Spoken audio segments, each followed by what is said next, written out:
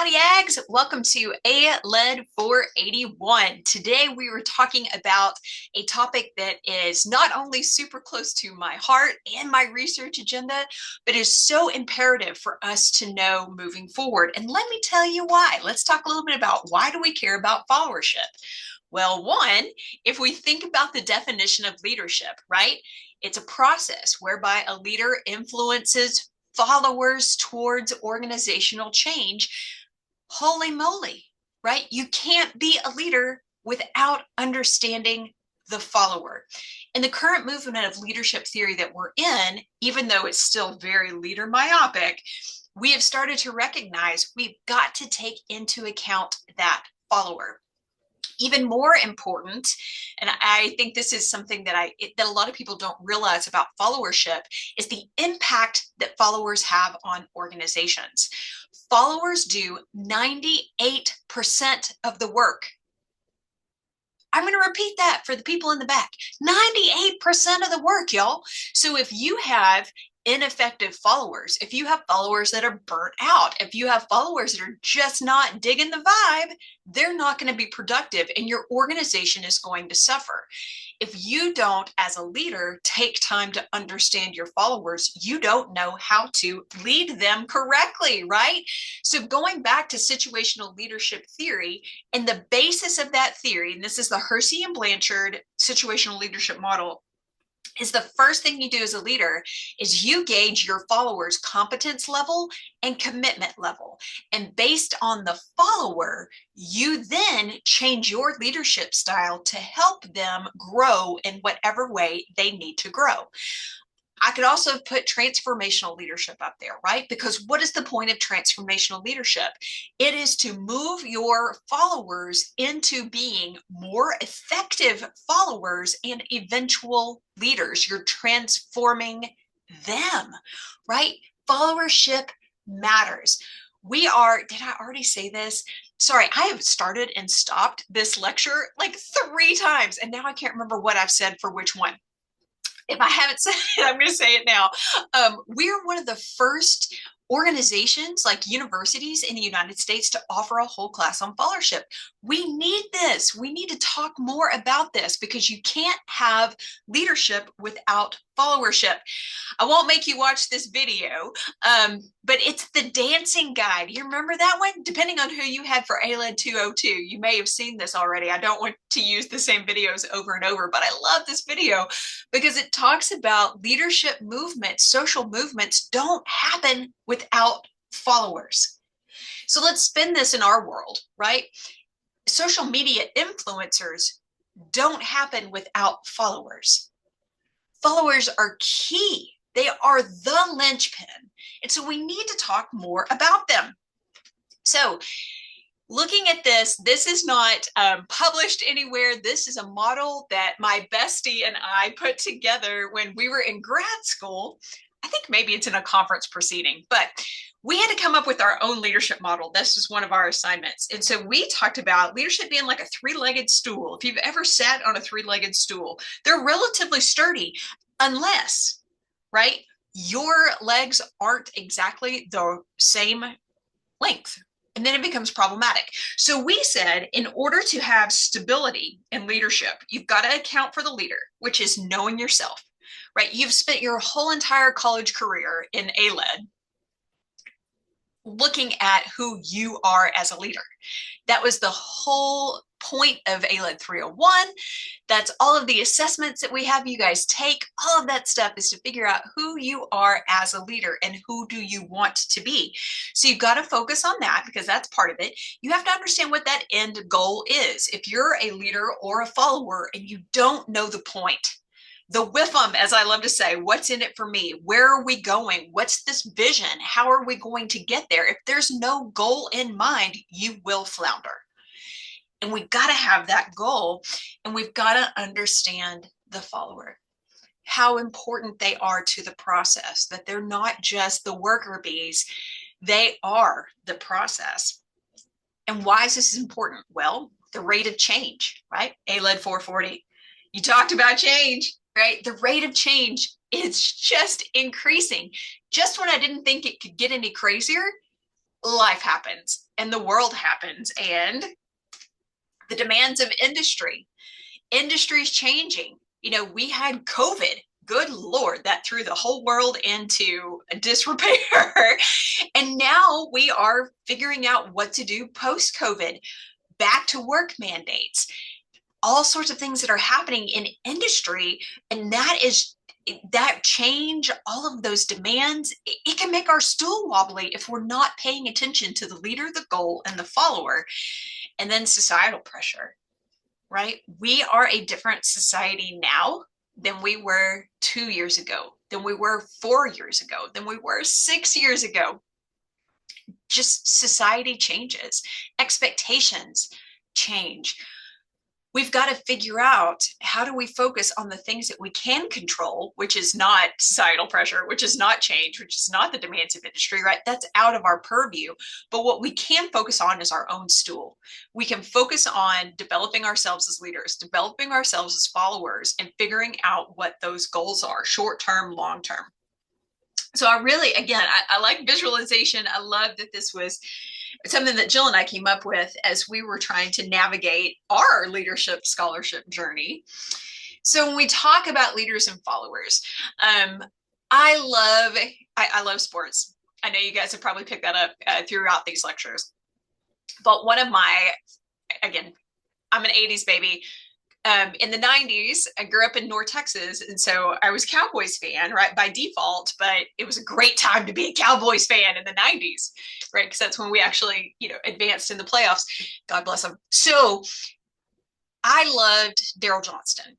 So Daryl Johnston was the fullback for the Cowboys. He was my favorite player. I had like the poster of him in my room. I just thought he was so cool. They called him Moose. So every time he touched the ball, everyone would yell Moose. It was very cool. When Emmitt Smith was put into the Hall of Fame, right? Because when we think about Heisman winners, Hall of Fame winners, those aren't the O-line. Those aren't the fullbacks. Those are the flashy quarterbacks. Those are the flashy running backs, usually, right? Especially Heisman. But Emmitt Smith credited Daryl Johnston with his success. He said, if I didn't have Moose running in front of me and clearing the way, I would not have been as successful, right? He said, for someone that is considered a follower, if the O-line is not working, the quarterback's going to get sacked. If you watch football, you understand that. If you've watched the Tennessee Titans at all, I think most of their quarterbacks spend more time on their back than they do upright. And it's because the followers are essential to winning, but they don't get the glory.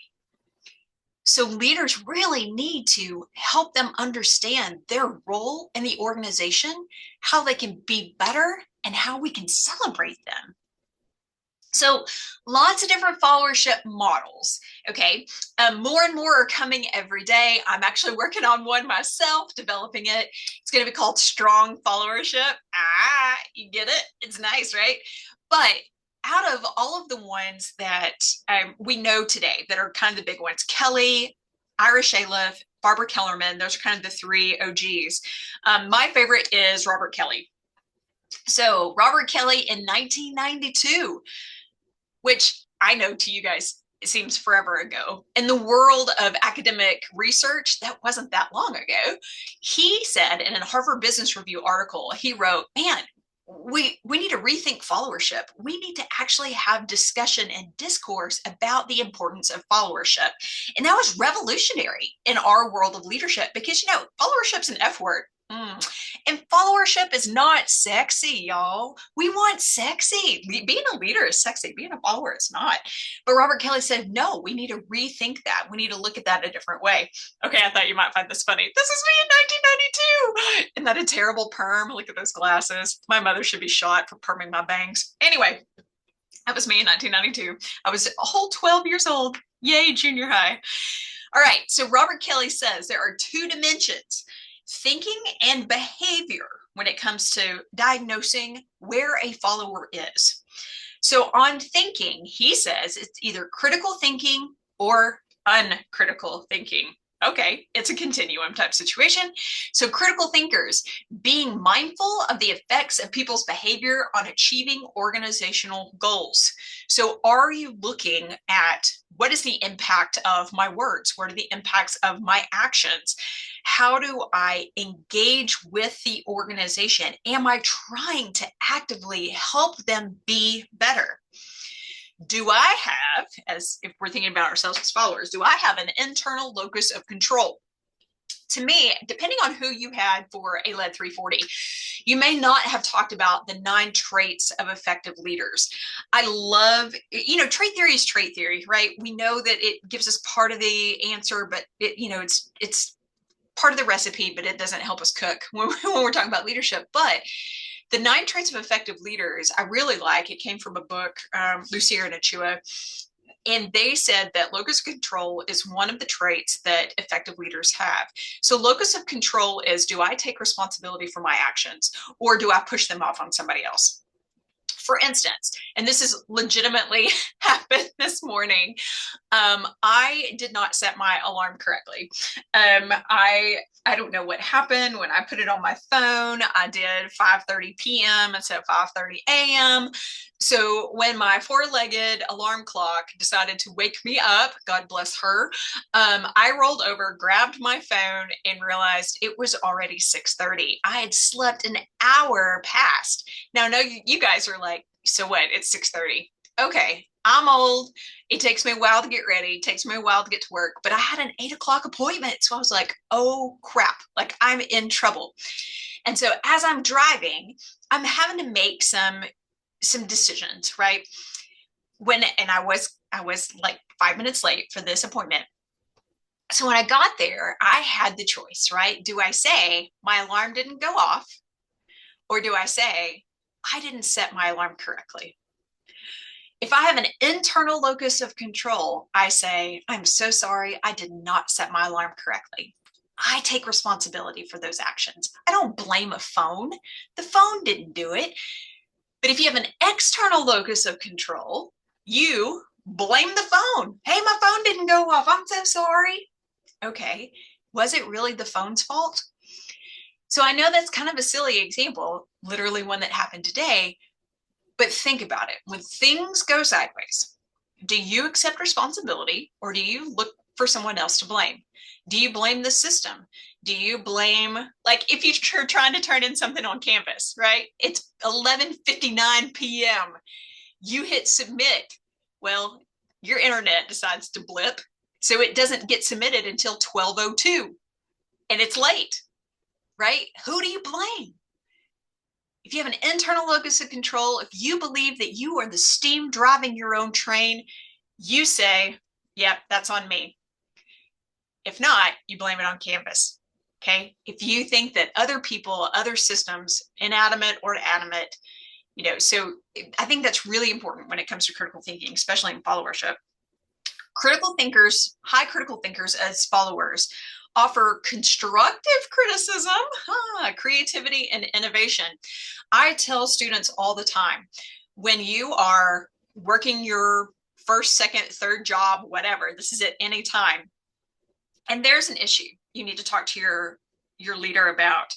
You don't walk in just bitching. You come in, you let them know what's going on, but you always have 3 solutions in your back pocket. Hey, I've thought about this. We could do this, this, this, or if you've got another option, I'm willing to, help you out with that. You come in with solutions, not just problems, right? If you just come in with problems and you're just griping all the time, that's criticism, but it's not constructive. You need to make sure that it's constructive. Creativity is a way to critically think. So it's almost like 2 sides of the same brain. Critical thinkers are usually better at creative ideas. Creative people see the world so differently that they are better critical thinkers. It's very interesting if you look at the brain science part of it, and being innovative, right? Thinking outside of that proverbial box. How do you do that? Well, you have to think a little differently. You have to maybe engage in the Queen model of critical thinking. You have to question things. You have to understand them. You have to come up with neoteric ideas and be able to explain. Uncritical thinkers do not consider possibilities beyond what they are told. So that means you just do what you're told and you don't say, could we do this better? Why do we do this? Because we always have.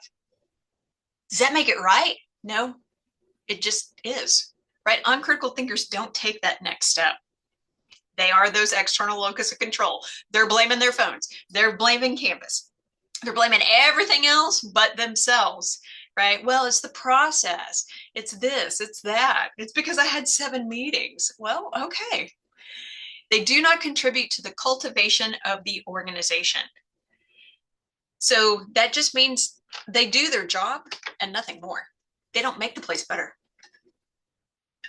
They're not thinking about better ideas or how to make the world a better place. So that second dimension that Kelly talks about is the behaviors either being passive or active within the organization. So passive behaviors within the organization, these are people that absolutely need micromanaging because they're not going to do anything unless you tell them. Unless you tell them to do it, they're not going to do anything. And I have worked with so many of these people before in my life. As an undergrad, I worked at Agilent Credit Union, and I was a file clerk. So I was filing, student loan paperwork and things like that. And my counterpart got hired because her dad was golfing buddies with the president of Greater Texas Federal Credit Union. And she would just sit, this is before phones, she would sit and look like through her magazine in the back room while I was working. And I'm like, dude, do something. And she's like, well, Sherry didn't tell me what I had to file. I'm like, how about that giant box over there? And she goes, well, did Sherry tell you to file it? I'm like, no, but it's a box of filing. So I file. She's like, yeah, until she tells me what to do, I'm just going to sit here. I'm like, oh, for the love of Pete, right? So those are the people that the leaders have to micromanage or they do nothing. Sometimes this is characterized by being lazy, right? Don't want to be there. Don't care about anything. They definitely try to avoid responsibility. We were in a meeting one time and they were trying to put a committee together for something.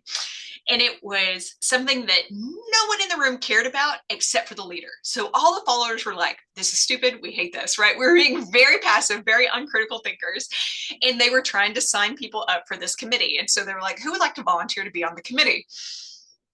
I've never seen so many people like their body language just completely shut down. Everybody's looking at their floor, they're picking up their phone, they're pretending like they're writing notes, they're doing whatever they can to not make eye contact with the leader because they do not want to have the responsibility to be on this committee.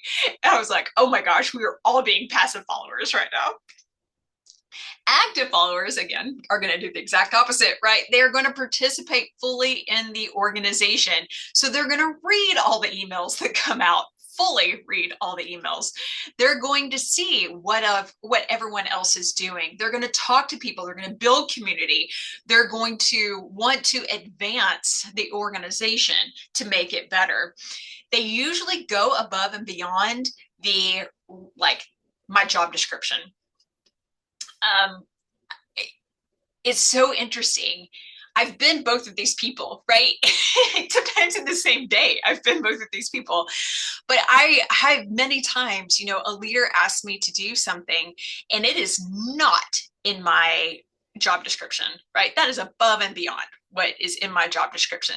So I'm like, not my clowns, not my circus. Maybe you should ask somebody else that has, skin in the game. But then there's other times that I volunteer, like I can see the potential. I see something that could be great and I want to be a part of it, even though it's not part of my daily job duties. So I think most of us, because we're human, we vacillate on that one quite a bit. Is it worth our time? Is it worth our effort? Is it something we're passionate about? So passion brings you from passive to active. Active within the organization, you are going to be, again, part of the solution, not necessarily just grappling about the problems, but you want to also have an active stake in the decision making. You want a voice, right? There are times in your career where your voice, what you want to say, and this is going to sound terrible, and I don't mean to be it this way, but this is just life. There's some things that it doesn't matter what your opinion is. It just doesn't matter whether it has nothing to do with you, or it's out of your expert power base, or whatever it is. And that's sometimes the time that we want to give more, right? We want to be part of that. But sometimes it is not your class, not your circus, right? And so those that are active, they still want to be part of that conversation.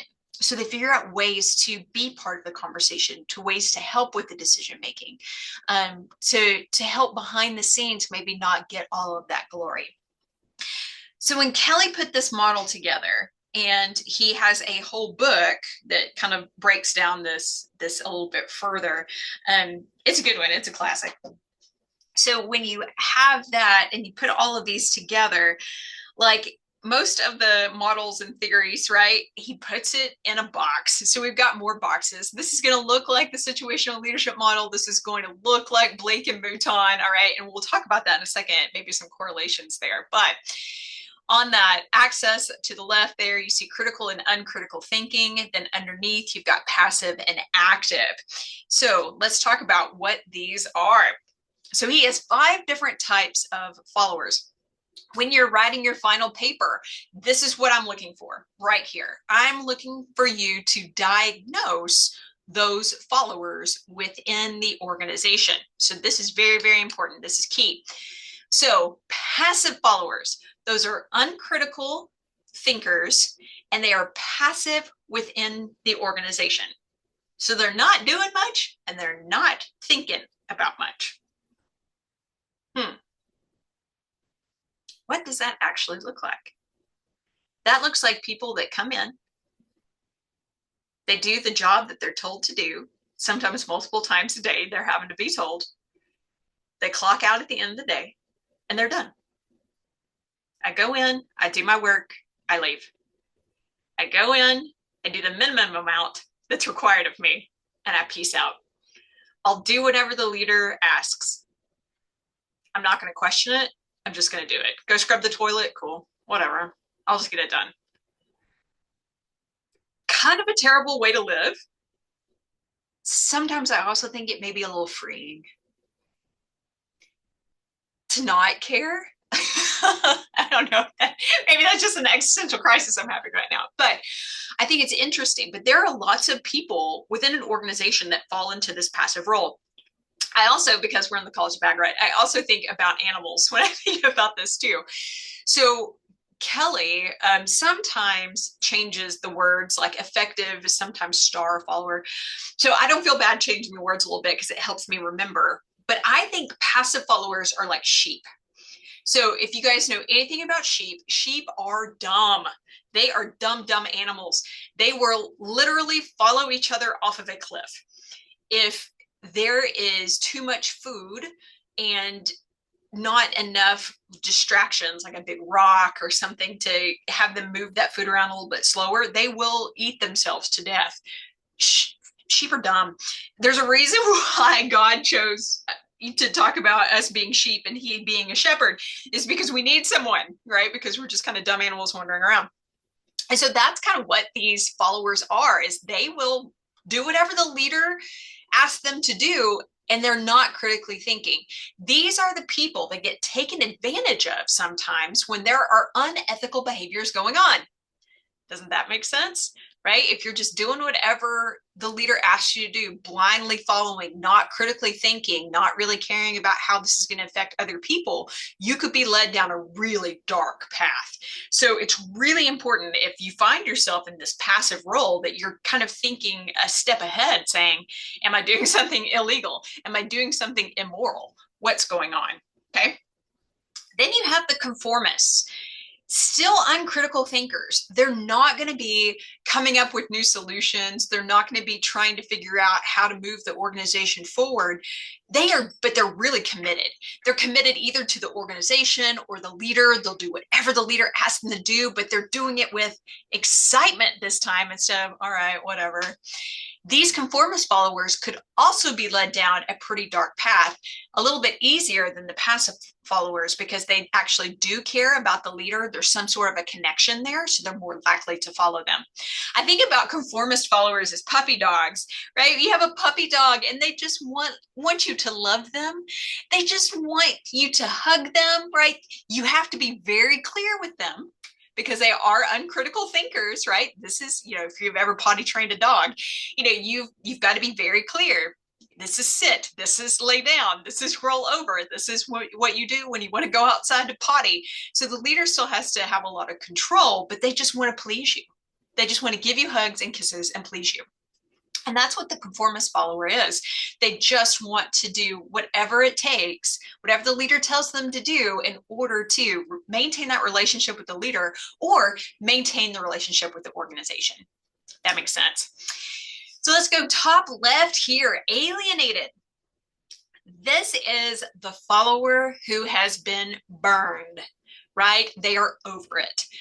They are very critical thinkers, but they do not care about the organization, or they do not care about the leader. I have had leaders in the past, unfortunately. I think we probably all have, and if you haven't, you probably will, because it's just part of it, that are terrible. They're just terrible leaders, sometimes terrible humans, that are just bad news bears. And I had one in particular that did some pretty shady things to me behind the scenes. And when I figured out what was truly going on, I was like, I will. I didn't outwardly try to subterfuge them, right? I didn't try to take them down, but that can happen a lot with alienated followers. You can mutiny, right? You can be like, we're just going to overturn this and we're going to cancel you and we're going to figure out how we move forward. That could happen with alienated followers. But your whole morale is gone. You're like, I am better than this. I deserve to be treated better than this. I have the capability to do more. Why is this person trying to keep me down, right? Why is this organization not doing what they need to do to make the world better? And you just kind of peace out. So you become almost like a dark storm cloud. Alienated followers can be very detrimental to an organization. If you as a leader find that one of your followers is alienated, boy, you've got to figure out real fast, how do I take that and how do I bring them into that effective follower category? So when I think about alienated, I think about cats. Cats are smart, but they're kind of assholes. And so, they want to be loved whenever they wanted to be loved. And then after that, don't touch me. I'm going to contribute exactly what I want to contribute, and then I'm going to peace out. And they're a little sneaky too, right? That could be an alienated follower. Now, effective followers want to obviously engage with the organization. They want the organization to be better. They want the leader to be better. They want the whole situation to be better. And they are willing to problem solve and help with decision making and be an integral part of what's going on. Effective followers are amazing within an organization. They make it run. What's interesting is that there's a lot of leaders that are actually, I'm going to say threatened. Threatened is a great word. They're threatened by effective followers because they're like, are you coming for my job? Are you coming for me? No, I'm just trying to be the best follower I can possibly be. So it's really intriguing. So these are the star followers, right? These are what we say we want if we have enough confidence to deal with them, because sometimes an effective follower can be a lot, right? They are engaged, they want to make things better, and they want that relationship within the organization. And so sometimes leaders see that as, oh boy, I don't know if I can handle that today. It's really intriguing. It's an interesting concept. The last one there in the middle is pragmatic survivor. And honestly, if we are true to ourselves, if we're really reflective, most of us will stay kind of in that square, because a pragmatic survivor is like a chameleon. They change based on what's going on situationally, what's going on with the leader, what's going on with the environment. And so they can be effective when they need to be. They can switch and go into alienated if somebody's, standing around the water cooler just kind of bitching about stuff. They're like, I know, right? Okay, that clicks you into alienated. You could be passive if you've got a day or an hour or anything that you're just like, I'm just not feeling it today, right? You slip into passive. Or if you're in conformist, you don't want to think, you just want to do. and you're excited about doing it, but you just don't want to think about anything else, like engage in that critical thinking, you slide over into that conformist area. Most of us stay as pragmatic survivors if we're really honest with ourselves. And that's really survival within an organization, because if you are a follower, there is some power dynamics involved. So I love Kelly so much because it correlates back to so many of the other theories that we've talked about.